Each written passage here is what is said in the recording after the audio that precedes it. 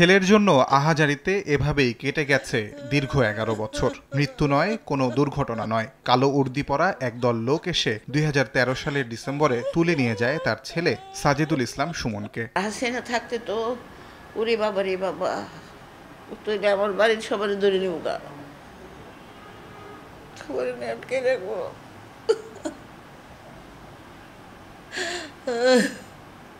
এই মহিলা আর একটু মায়া দেয় নাই। সুমনের মা, স্ত্রী, 2 বোন হন্যে হয়ে ঘুরেছে এখান থেকে ওখানে। থানায় মামলা নেয়নি, র্যাবের দফতরে পা ধরে আকুতি জানালেও তাড়িয়ে দেয়া হয়। কোনো কথা নাই, মানে ওনাকে দেখে আমার পায়ে জড়িয়ে ধরে চিৎকার করে কান্না। আমি কোনো কথা বলতে পারতেছি না কান্নার জন্য।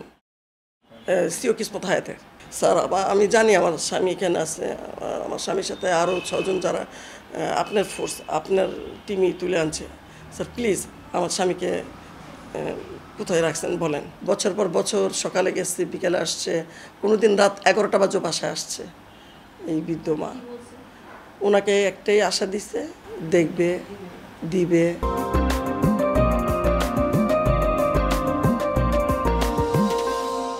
রাষ্ট্রের প্রতিষ্ঠানগুলো যখন মুখ ফিরিয়ে নেয় তখন দফায় দফায় সংবাদ সম্মেলন ডেকে সুমনকে ফিরে পাওয়ার আকুতি জানাতে থাকেন মা হাজেরা খাতুন। এই মায়ের ওপর ভরসা করে মুখ খুলতে শুরু করে আরও গুম হওয়া পরিবারের স্বজনরা। সেই থেকে গুম হওয়া ব্যক্তির স্বজনদের একটি সংগঠনে পরিণত হয় মায়ের ডাক, যার কাছে 700-র বেশি মানুষের গুম হওয়ার হিসেব রয়েছে। সংগঠনটির সমন্বয়ক সানজিদা ইসলাম জানালেন, গুম হওয়া ব্যক্তিদের বেশিরভাগই আওয়ামী লীগের রাজনৈতিক প্রতিপক্ষ।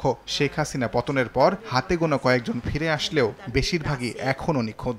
লিস্টেড যেই নাম্বার ডিজার্ভ করে আছে ও অ্যাবাভ 700, কিন্তু অ্যাবাভ 700-এর মধ্যে কিছু মানুষ ফেরত এসছে, কিছু মানুষকে হয়তো জেলখানায় দিয়েছিল কোর্টের থ্রুতে, আর অনেক বেশি নাম্বার অফ মানুষ যারা হচ্ছে এখনো পর্যন্ত ফেরত আসেনি।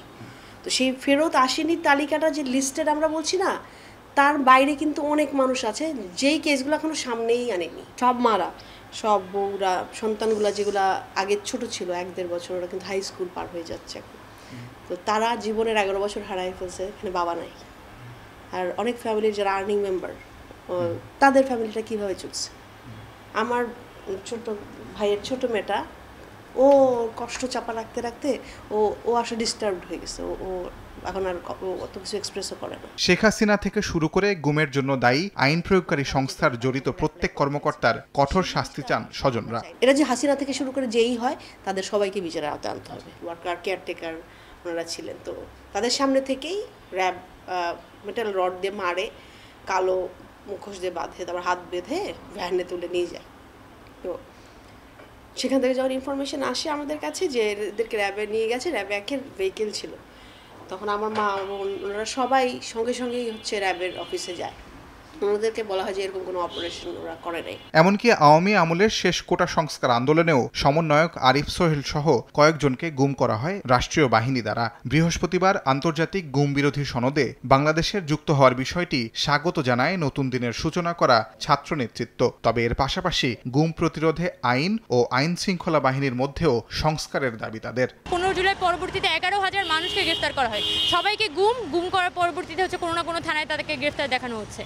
এভাবে যখন একটা রাষ্ট্র আসলে পরিচালিত হতে থাকে তখন এখানে একটা ফ্যাসিবাদী কাঠামো এস্টাবলিশ করা খুব সহজ হয়ে পড়ে। ইন্টারিম গভর্নমেন্টকে যেখানে যেখানে আসলে লগুলোর মধ্যে রিফর্মেশন আনতে হবে, আমাদের সংবিধানের মধ্যে রিফর্মেশন আনতে হবে, এবং আমাদের যে ল এনফোর্সমেন্ট এজেন্সিসগুলো আছে সেগুলোর মধ্যে একটা সিরিয়াস রিফর্মেশন আনতে হবে। একই সঙ্গে গুম হওয়া মানুষদের খোঁজ বের করতে অন্তর্বর্তীকালীন সরকারকে দ্রুত পদক্ষেপ নেওয়ার দাবি জানান বৈষম্য বিরোধী ছাত্র আন্দোলনের এই সমন্বয়ক। তাজওয়ার মাহমিদ, সময় সংবাদ, ঢাকা।